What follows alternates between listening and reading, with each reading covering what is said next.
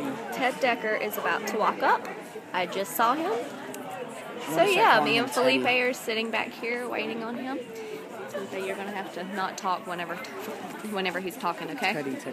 I like Teddy better. Like, I just saw him, but I don't know where exactly he is. He just walked by on my left.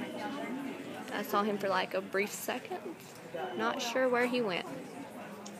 So that means we're about to begin.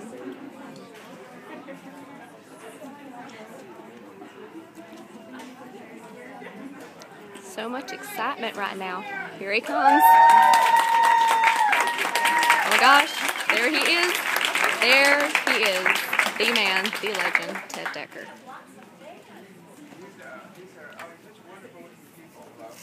He saw me. Check. So this is Georgia. I love you. It's beautiful weather here.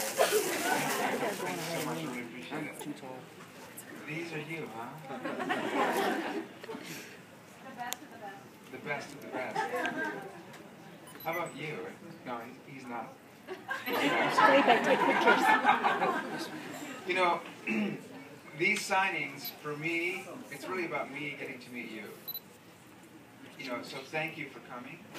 It's a great opportunity for me to actually meet you. It's not about you coming to see me. It's really about me getting to meet you. I don't get to meet you very often, you know? I know that's what you think maybe about me, but it's just as true for me. To read, you know, the people that read my books are a unique breed. Aren't we all? Really, aren't we all? There's one thing that's very common about all of us, however, and that is most of us hate ourselves deep inside. We at least think we're not good enough much of the time. Isn't that true? I mean, when we're really honest, we don't realize how beautiful we are. There's a certain amount of self-loathing inside. It's really a deep insecurity that's at our hearts. We think we're too this, we're too that. We're not good enough for whoever. Mostly for ourselves. And so we spend our lives in misery, trying to live up to some kind of ideal that we can't possibly meet. Missing the whole time that we're already beautiful. What if you could look in the mirror, honestly, look in the mirror one day, tonight, when you go home, and say, oh my gosh, I mean, I am perfect exactly as I am. There's no need for correction. There's not one thing I can do to myself to make myself better in any way. I am the queen. Or the queen. Or the king. I mean, I am perfect as I am. Can you imagine how you would feel in that moment? The fact is, this is true already. And you'll spend the rest of your life, if you're lucky, discovering that. Some never will. Hopefully you will. I'm on a new journey in my writing, actually. You'll really begin to see the fruits of it, I think, starting next year. I'm so excited about this turn I'm taking in my writing. It's really, my writing, many of you, if you've ever heard me speak before, or met me before, or read any of my blogs, or my books even, my books are simply reflections of my own journey as I've gone through life. Right? In a way, they're like my journals. They're stories that represent questions, struggles that I've had along the way. And I put them into these stories. Some of them are rather twisted because I grapple with parts of me that, you know, are difficult to contend with. Am I loved? Everybody has that question. Why am I even here? And I put them into these stories that I think are also entertaining and also gripping because I get bored easily. Right? So we want to make sure we have interesting stories that are just fun. And a lot of people, they just read the stories for the stories. They just say, oh, what's going to happen next? Yay, oh no, oh, I can't believe you did that. And they're trying to figure out what's going to happen. And that's all good. I love that too. But underneath it all, how many of you know that there's questions in there? And there's a searching. And really, when you read that story, you're identifying with the characters. My books are like mirrors, okay? And you identify with different characters.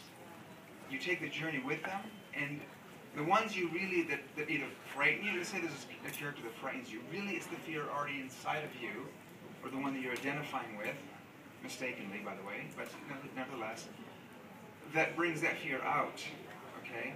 It's your own, in a way, your own self-loathing, or the fear that you already have inside of you, that is being reflected through the character. So, it's simply a mirror. And if you identify with my stories, it's because there's things in there, your journey's fairly similar to mine in many ways, which is not so unusual because we all take the same journey. And it really is a very simple journey. In life, we go through life to learn, if we're fortunate enough to discover this, how beautiful we really are once you take away all the masks. There's no further need for correction. We are beautiful as we are. Now, there's more to it than just that, but that is so true. And if you're lucky to discover that, it will change your life. So, Sanctuary, the novel that I'm signing today, along with other ones that you brought, is a story that's somewhat in the same vein. It's about the prisons we keep ourselves in. We're each in a prison. Right now, you're probably in multiple prisons. If you don't like the way you look, that's a prison. That will hold you back. That will bring you a lot of suffering and pain. Stop it. How many of you seen that Bob Newhart video, Stop It, on YouTube? Okay, for those of you who would raise your hands if you've seen it. The rest of you, go, seriously, I know Bob Newhart, you know, I'm dating myself, but it is hilarious. It's one of his best skits. Have you seen that, honey? Have you seen the video? Have you seen the video? You've seen it. Okay, go home and watch it. Okay, it's called Bob Newhart, Stop It. It's really, really funny. It's some great advice. So, this is a story about a character who finds himself in prison, and he's taking a vow of nonviolence. He's trying to understand what it's like to love.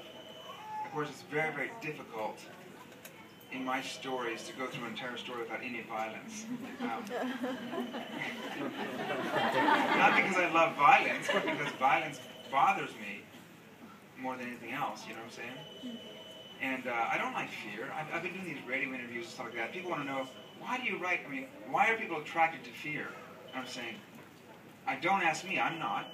I don't like fear, which is probably why I write about it, to contend with it. You know what I'm saying? Because there's a way to walk into this valley where death is only a shadow. In that place, you don't fear evil. That's what King David said, the psalmist, right? Yea, though I walk the valley of shadow, it's a shadow of death. I fear no evil. And yet I fear evil, so I'm going to go into that valley, and it's a very safe thing called a story, and I'm going to see what it's like not to fear it. I'm going to come up into that fog. I'm going to step into that fog, and I'm going to see what it's like to work through it. And you get to do the same. There's not a lot of fear in this book, but it's definitely a prison story, and it's really about it's a story about your own prisons. The biggest prison we all put ourselves in is one of insecurity. It really is. You really are insecure about who you truly are, and if you knew who you were, your whole life would change. And then what happens once you realize how beautiful you are? You promptly forget it. So then life becomes a cycle of remembering and forgetting. So when you read a story, you go, yeah. That's why some people read a novel like Black 10 times. Every time they read it, they're like, oh yeah, I forgot. Seriously, I'll remember sometimes in the morning and forget. By 10 o'clock, I'll read it. I'll understand, oh my God, I'm so beautiful the way I am. Yeah, for many reasons, as you are. But by 10 o'clock, I've already forgotten. Because, the voices that tell us that we're ugly, it's like gravity just pulls us right back to this place of self-loathing. Or, at the very least, deep insecurity on some level. Anyway, I'm so excited to take this new journey, and tonight what we're going to do is give each one of you, Kevin, why don't you bring one? By the way, this is Kevin Kaiser. Everyone give him a hand. This guy, everything you see, in many, many ways, this guy works so closely with me on every level, including story forming, lots of things, because he's also an artist in it. And we've been together now for what, 4, 5, 6 years, 7, something, I don't know, a while. But anyway, he put this together for you. Starting next year, we have this thing called the Outlaw Chronicles. Outlaw. I am now officially an outlaw. I've stepped out of the law of death into a new law. into a new place of beauty and freedom. But we're only giving this card to people that come to the signings. And starting in January, we're going to release a new story. And through this card, if you go up and sign up on this website and become an outlaw with me, I want you to become outlaws. Join my tribe. It's a tribe. You know, how many knows I came from the jungle of Indonesia, and I grew up in a tribe? Well, in a way, you know, you guys remember the circle, right? Okay.